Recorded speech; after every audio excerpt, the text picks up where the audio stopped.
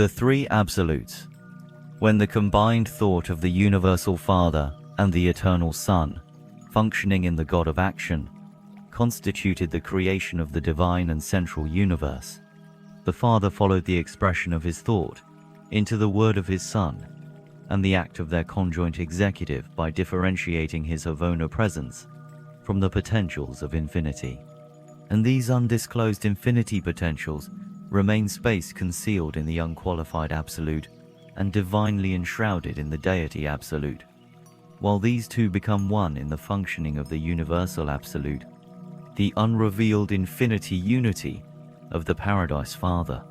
Both potency of cosmic force and potency of spirit force are in process of progressive revelation realization, as the enrichment of all reality is affected by experiential growth, and through the correlation of the experiential with the existential by the Universal Absolute. By virtue of the equipoising presence of the Universal Absolute, the first source and center realizes extension of experiential power, enjoys identification with his evolutionary creatures, and achieves expansion of experiential deity on the levels of supremacy, ultimacy, and absoluteness. When it is not possible fully to distinguish the Deity Absolute from the Unqualified Absolute, their supposedly combined function or coordinated presence is designated the action of the Universal Absolute. 1. The Deity Absolute seems to be the all-powerful activator, while the Unqualified Absolute appears to be the all-efficient mechanizer of the supremely unified and ultimately coordinated universe of universes, even universes upon universes, made, making, and yet to be made. The Deity Absolute cannot, or at least does not, react to any universe situation in a sub-absolute manner. Every response of this Absolute to any given situation appears to be made in terms of the welfare of the whole creation of things and beings, not only in its present state of existence, but also in view of the infinite possibilities of all future eternity. The Deity Absolute is that potential which was segregated from total, infinite reality by the free will choice of the Universal Father, and within which all divinity, activity, existential, and experiential take place. This is the qualified absolute in contradistinction to the unqualified absolute, but the Universal Absolute is superadditive to both in the encompassment of all absolute potential. 2. The unqualified absolute is non-personal, extradivine, and undeified. The unqualified absolute is therefore devoid of personality, divinity, and all creator prerogatives.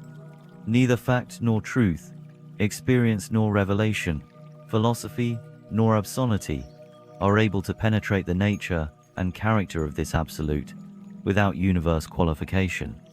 Let it be made clear that the unqualified absolute is a positive reality pervading the grand universe, and apparently extending with equal space presence on out into the force activities and prematerial evolutions of the staggering stretches of the space regions beyond the 7 superuniverses.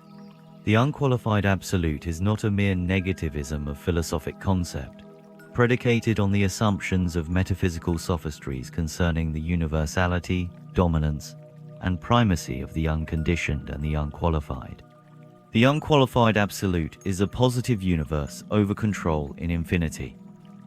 This over control is space, force unlimited, but is definitely conditioned by the presence of life, mind, spirit, and personality, and is further conditioned by the will reactions and purposeful mandates of the Paradise Trinity.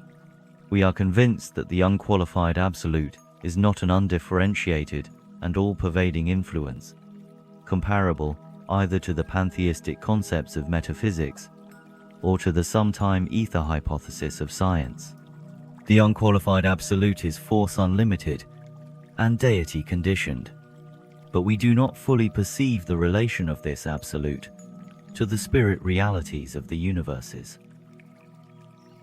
The universal absolute, we logically deduce, was inevitable in the Universal Father's absolute free will act of differentiating universe realities into deified and undeified, personalizable and non-personalizable values. The universal absolute is the deity phenomenon, indicative of the resolution of the tension created by the free will act of thus differentiating universe reality, and functions as the associative coordinator of these sum totals of existential potentialities. The tension presence of the universal absolute signifies the adjustment of differential between deity reality and undeified reality, inherent in the separation of the dynamics of free will divinity from the statics of unqualified infinity. Always remember, potential infinity is absolute and inseparable from eternity. Actual infinity in time can never be anything but partial, and must therefore be non-absolute.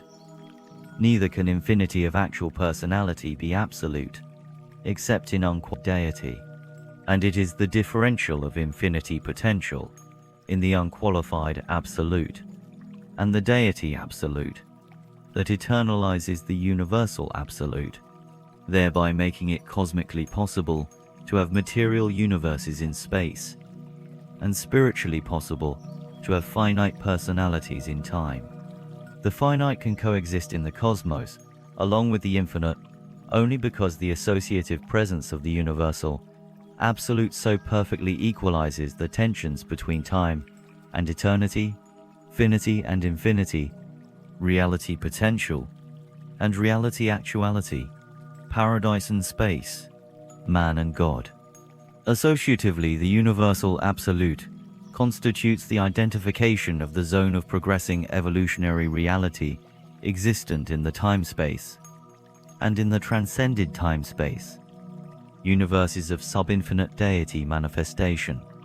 The universal absolute is the potential of the static dynamic deity, functionally realizable on time-eternity levels as finite absolute values and as possible of experiential existential approach.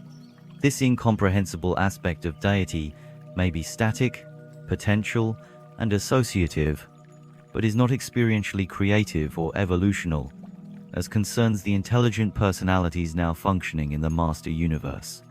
The absolute. The two absolutes, qualified and unqualified, while so apparently divergent in function as they may be observed by mind creatures, are perfectly and divinely unified in and by the universal absolute. In the last analysis, and in the final comprehension, all three are one absolute. On sub-infinite levels, they are functionally differentiated, but in infinity, they are one. We never use the term the absolute as a negation of aught, or as a denial of anything. Neither do we regard the universal absolute as self-determinative, a sort of pantheistic and impersonal deity. The absolute, in all that pertains to universe personality, is strictly Trinity limited and deity dominated.